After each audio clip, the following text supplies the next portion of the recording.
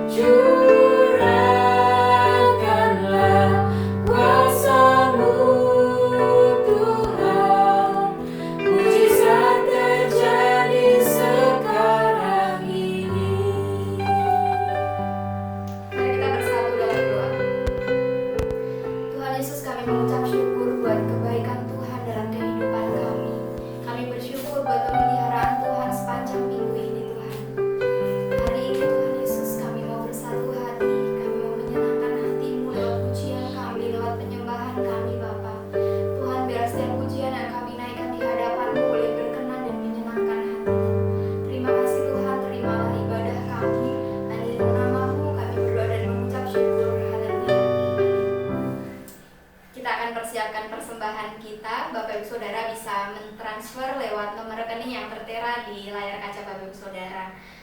Panggilan memberi 2 Korintus 9 ayat 7. Hendaklah masing-masing memberikan menurut kerelaan hatinya, jangan dengan sedih hati atau karena paksaan, sebab Allah mengasihi orang yang memberi dengan sukacita. Mari kita berdoa. Tuhan Yesus, terima kasih Tuhan buat berkat-Mu yang terus Tuhan limpahkan dalam kehidupan kami. Saat ini kami mau memberikan persembahan dan perpuluhan kami, juga janji iman kami kepadamu Tuhan.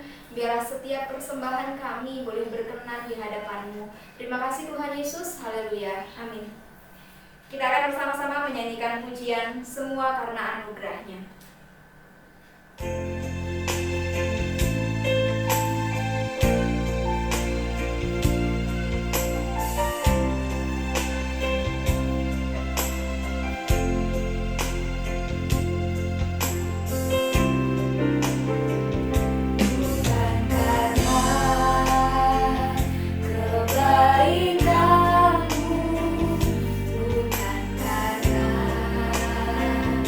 Fasilitas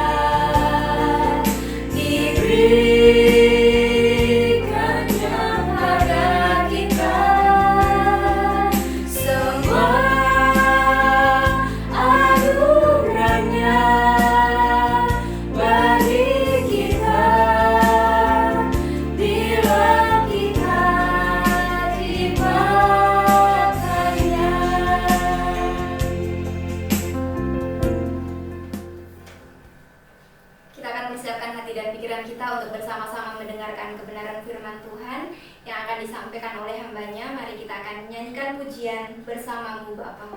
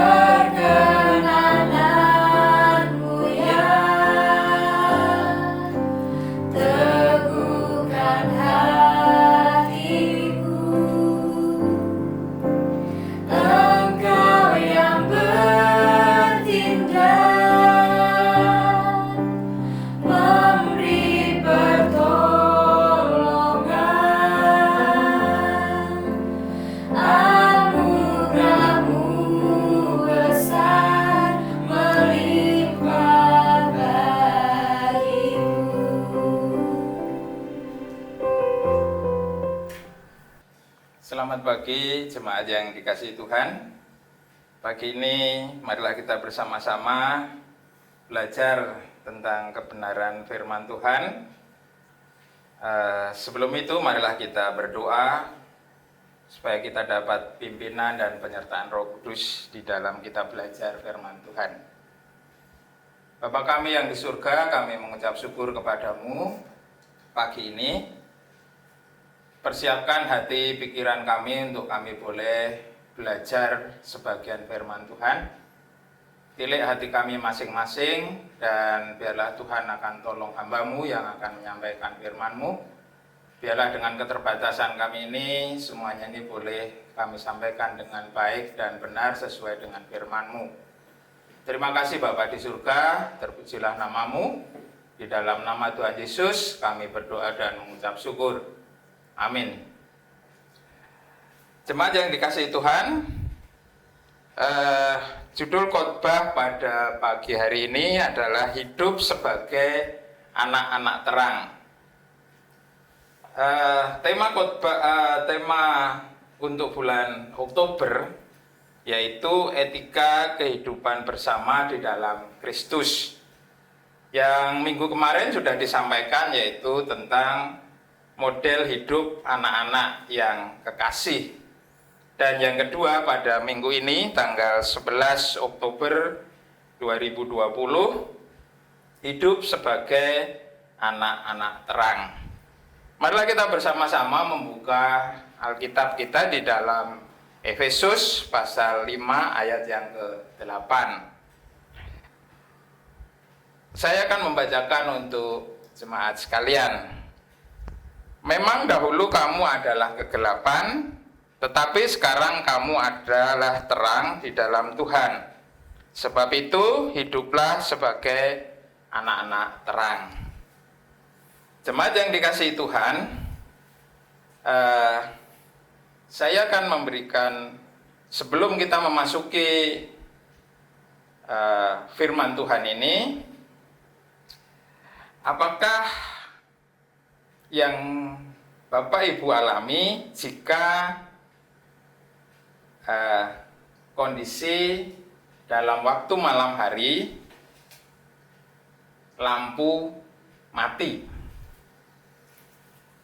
pasti semua akan merasakan pertama adalah gelap, yang kedua pasti bilang pengap, dan semua aktivitas akan berhenti dan semua menjadi bingung.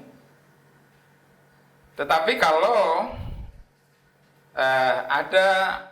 terus kita berusaha biasanya terus mencari sesuatu untuk menerangi rumah kita.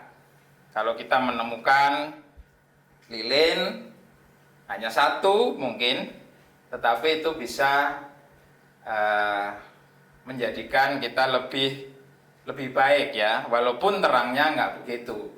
Tetapi kita akan lega ya, akan bersama-sama menikmati walaupun dengan nyala yang kecil ya. Kita akan tahu lagi situasi yang ada di sekeliling kita yang tadinya kita tidak bisa melihat karena lampu mati. Begitu juga ketika Rasul Paulus memberitahukan bahwa setiap orang percaya adalah terang di dalam Tuhan ya. Jadi orang yang percaya itu adalah terang di dalam Tuhan. Mereka harus hidup sebagai anak-anak terang. Orang-orang percaya tidak mengambil bagian dari kehidupan orang-orang yang tidak percaya. Karena kehidupan orang-orang yang tidak percaya itu adalah hidup di dalam kegelapan. Setiap perbuatan orang-orang percaya menghasilkan buah. Dan orang-orang yang percaya bertanggung jawab untuk menelanjangi perbuatan-perbuatan kegelapan. Biasanya perbuatan-perbuatan kegelapan dilakukan secara sembunyi-sembunyi dan juga di tempat-tempat tersembunyi. Banyak hal yang saat ini kita bisa lihat ya, biasanya mengenai narkotika dan sebagainya ataupun korupsi itu pasti ya dengan sembunyi-sembunyi, tidak pernah terang-terangan. Ya.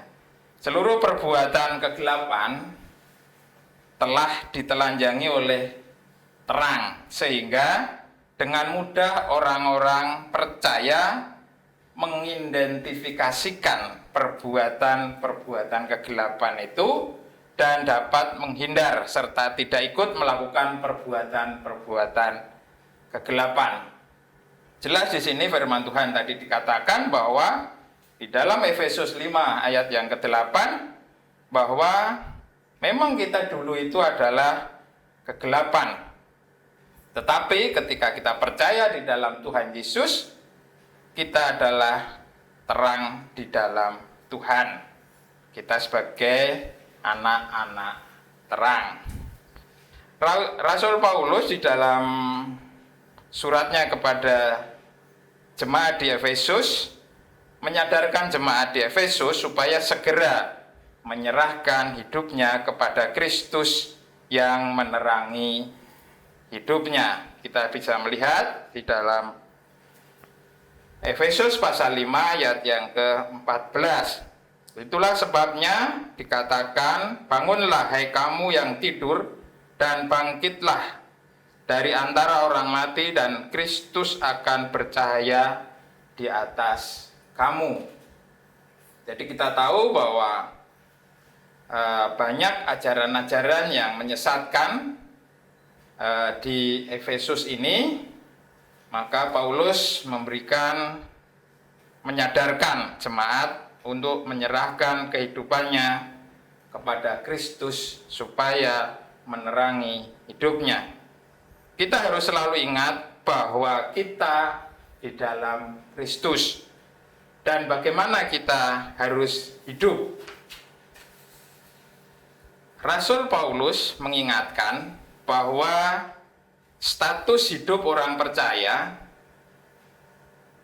di Efesus sudah berubah dari berbeda di antara yang dahulu dan yang sekarang. Ya, Kalau di dalam ayat yang ke-8 dikatakan di situ, memang dahulu kamu adalah kegelapan, tetapi sekarang kamu adalah terang di dalam Tuhan. Sebab itu, hiduplah sebagai anak-anak terang. Jadi, ini juga menjadi pemicu supaya kita sebagai anggota jemaat untuk tetap hidup di dalam terang, ya. Karena kita sudah pindah dari kegelapan menuju kehidupan yang baru, yaitu bersama-sama dengan Kristus. Dahulu sebelum ada di dalam Kristus, orang-orang Efesus hidup di dalam kegelapan. Layaknya anak-anak kegelapan, namun sejak mereka percaya kepada Yesus, mereka telah menjadi anak-anak terang. Dan Kristus telah menerangi kehidupan mereka, dan Paulus berkali-kali mengingatkan hal ini kepada jemaat di Efesus, bahwa dengan cara membandingkan hidup mereka yang sebelumnya dan sesudahnya di dalam Kristus. Begitu juga dengan kehidupan kita. Mari kita bersama-sama sebagai jemaat yang terus mengasihi Tuhan, kita coba introspeksi diri.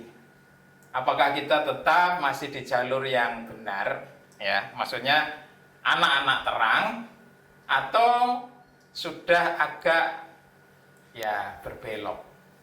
Marilah kita bersama-sama kembali kita belajar melihat bagaimana Paulus menegur jemaat di Efesus ini untuk kembali kepada jalan yang benar, yaitu jalan di dalam Kristus Yesus. Memang di dalam masa-masa seperti ini, ya, dengan tekanan-tekanan yang begitu tinggi, ada yang kena PHK, tidak bekerja, ada yang berpenghasilan hanya diberi gaji 50%. Kadang orang-orang berpikir, bagaimana untuk kehidupan? Ada yang terus bisa bersyukur, ada juga orang-orang yang tidak bersyukur, ya. Maka dari itu, setiap orang yang sudah percaya kepada Kristus tidak boleh lagi hidup di dalam kegelapan. Ada 3 hal dasar yang dilakukan terhadap praktek hidup anak-anak terang. Yang pertama adalah anak terang berbuahkan kebaikan. Yang kedua, anak terang berbuahkan keadilan. Dan yang ketiga, anak terang berbuahkan kebenaran. Yang pertama, anak terang berbuahkan kebaikan. Buah kebaikan anak-anak terang, buah kehidupan anak-anak terang adalah kebaikan. Kalau kita melihat di dalam Yesus pasal yang kelima ayat yang ke-8, memang dahulu kamu adalah kegelapan, tetapi sekarang kamu adalah terang di dalam Tuhan. Sebab itu hiduplah sebagai anak-anak terang. Ya. Jadi orang-orang percaya harus mengisi pikirannya dan hatinya dengan segala sesuatu yang positif, sehingga perbuatan yang dihasilkan juga akan positif.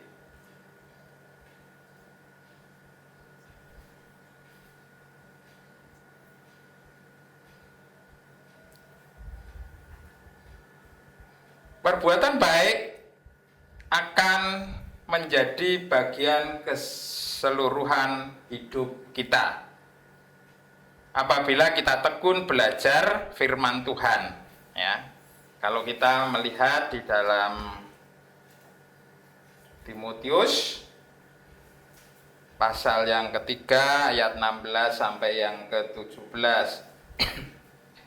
Segala tulisan yang diilhamkan Allah memang bermanfaat untuk mengajar, untuk menyatakan kesalahan, untuk memperbaiki kelakuan, dan untuk mendidik orang dalam kebenaran. Dengan demikian, tiap-tiap manusia kepunyaan Allah diperlengkapi untuk setiap perbuatan baik. Jadi, melakukan pekerjaan yang baik menjadi cara hidup Kristus di dalam Kristus dan menjadi ciri kehidupan anak-anak terang. Tuhan Yesus dalam khotbahnya di bukit juga menegaskan bahwa kita adalah terang dunia. Tuhan Yesus memerintahkan supaya terang kita bercahaya di depan banyak orang.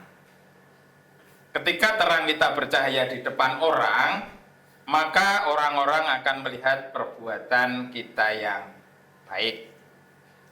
Jika setiap perbuatan baik kita menjadi berkat bagi banyak orang, maka mereka akan memuliakan Bapa di surga.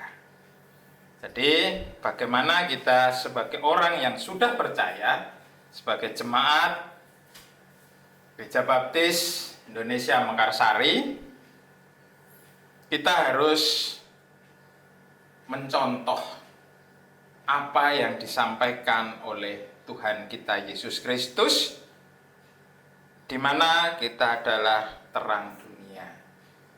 Segala tindak tanduk kita, ucapan kita akan mencerminkan siapa diri kita. Jadi, kita memang harus berbeda dengan orang-orang dunia.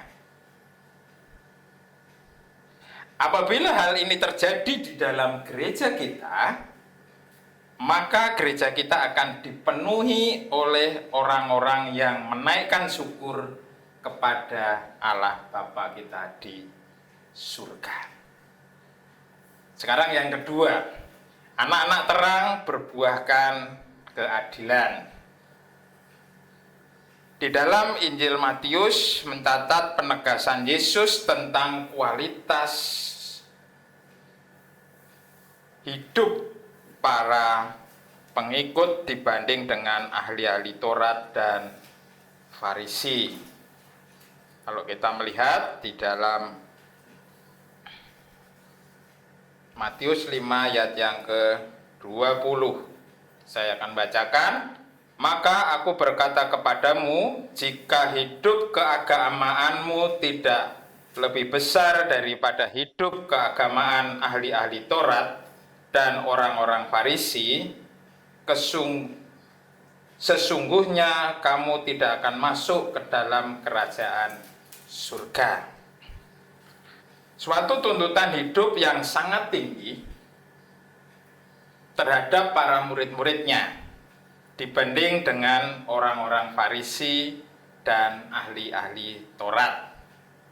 Tuhan Yesus benar-benar menuntut murid-muridnya untuk bertindak adil, dan keadilannya lebih daripada orang-orang Farisi dan ahli-ahli Taurat. Penegasan ini dikatakan setelah Tuhan Yesus mengatakan bahwa setiap pengikutnya adalah terang dunia. Ya, jadi begitu beratnya menjadi orang-orang pengikut Yesus. Harus lebih tinggi, ya. Jadi standarnya harus lebih tinggi dibanding orang-orang Farisi dan orang ahli-ahli Taurat. Ya.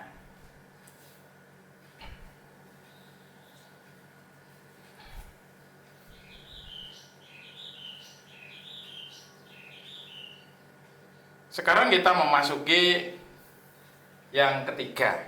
Anak-anak terang berbuahkan kebenaran. Ya. Berbuahkan kebenaran.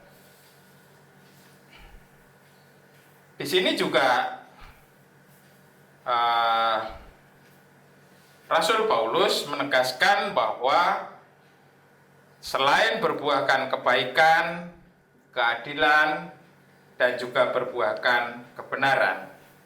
Di dalam pasal 5 ayat 8 sampai dengan yang ke-10 ya, di situ dikatakan Tuhan Yesus sendiri mengajarkan kepada kita supaya kita benar-benar hidup dalam kebenaran ya, dalam kebenaran,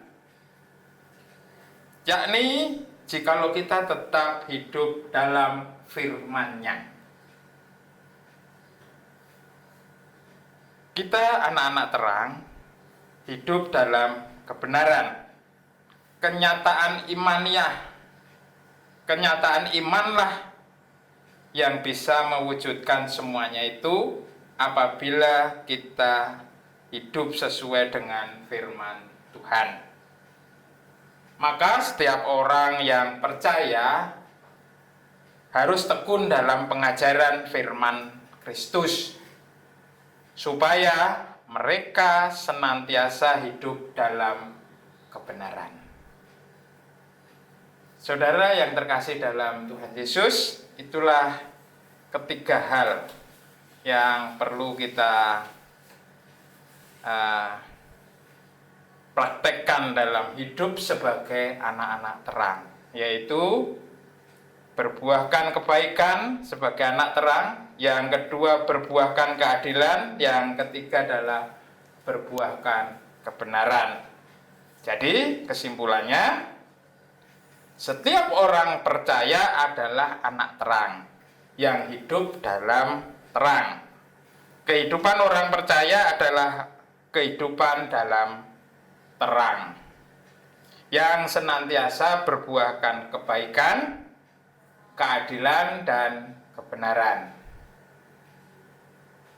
Jikalau setiap orang percaya adalah anggota gereja yang selalu memancarkan kebaikan, keadilan, dan kebenaran dalam kehidupan bergereja, maka gereja menjadi laksana surga bagi setiap anggotanya. Setiap anggota gereja hidup rukun, damai, dan sukacita. Demikian firman Tuhan yang saya sampaikan. Biarlah firman ini menjadikan pedoman hidup bagi kehidupan kita, dan kita akan terus bersama-sama dengan Yesus dan diubahkan senantiasa. Mari kita berdoa. Bapa kami yang di surga, mengucap syukur atas firman Tuhan yang sudah kami dengar bersama-sama. Biarlah firman Tuhan ini nyata sesuai dengan firman-Mu, dan biarlah Tuhan sendiri yang akan menolong kami untuk kami boleh terus belajar. Terima kasih Bapa, biarlah semuanya ini menjadikan kemuliaan bagi nama-Mu.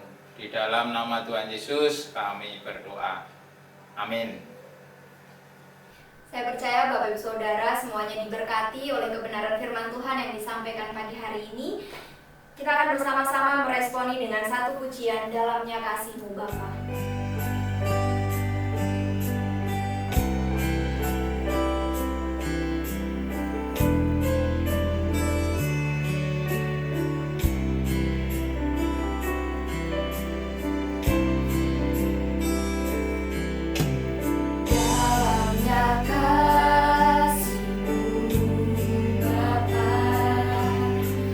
Terlebih dari segalanya.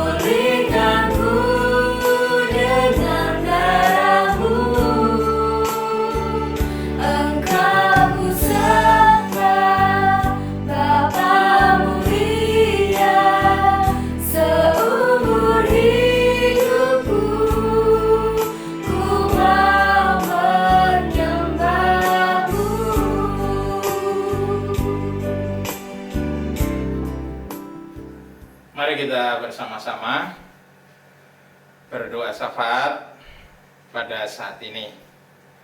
Bapa kami yang di surga, kami mengucap syukur kepadamu. Sekali lagi kami datang untuk kami memohon melalui doa-doa kami.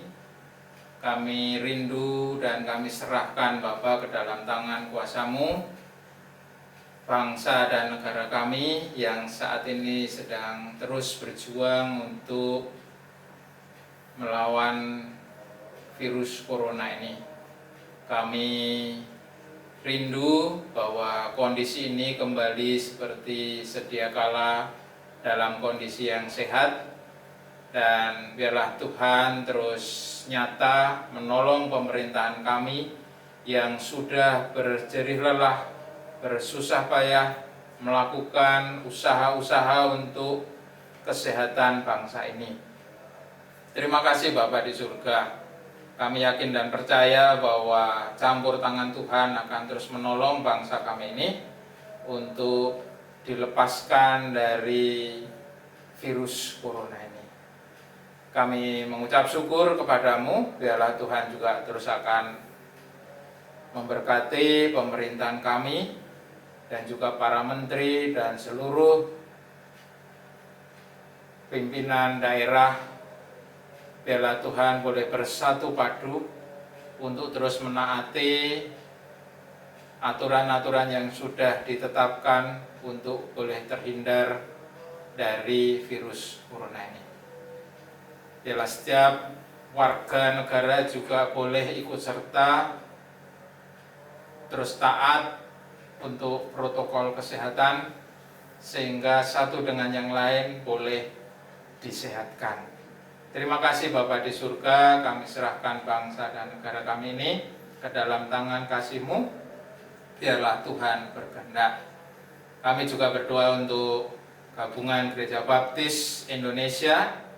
Biar Tuhan memberkati dan juga Tuhan akan terus tolong persiapan-persiapan perencanaan mubes. Biarlah Engkau akan tolong panitia-panitia yang sudah bekerja sehingga boleh ditetapkan waktu dan tempat untuk pelaksanaannya.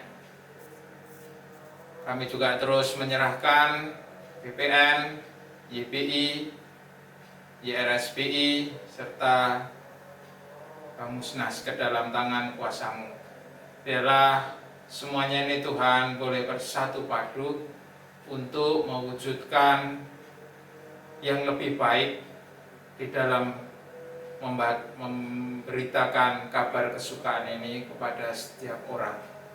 Kami mengucap syukur atas semuanya ini. Biar Tuhan juga memberkati setiap lembaga-lembaga yang ada. Biar lembaga-lembaga ini juga menjadi sarana untuk kemuliaan Tuhan.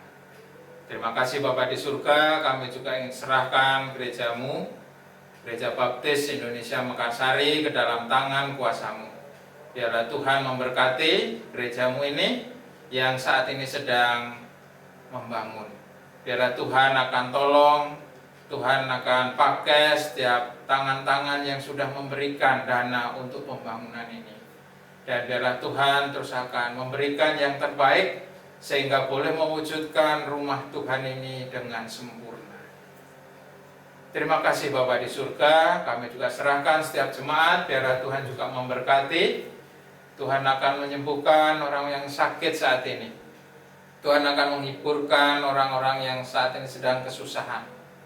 Biarlah kasih setia Tuhan terus menolongnya dan memberkatinya. Terima kasih Bapa di surga. Kami juga berdoa untuk organisasi yang lain. Kami berdoa untuk panitia perancang dan juga panitia mimbar ke dalam tangan kuasa-Mu. Biarlah semuanya ini boleh bersinergi, bekerja sama untuk mewujudkan Gereja Baptis Indonesia Mekarsari untuk Tuhan. Terima kasih Bapa di surga. Dan akhirnya kami serahkan seluruh rangkaian ibadah ini dengan penyertaan Tuhan. Biarlah damai sejahtera Tuhan menyertainya, sehingga kami boleh mendapatkan yang terbaik dari Allah Bapa di surga. Terima kasih Bapa di surga, terpujilah nama-Mu. Di dalam nama Tuhan Yesus kami berdoa dan mengucap syukur. Amin.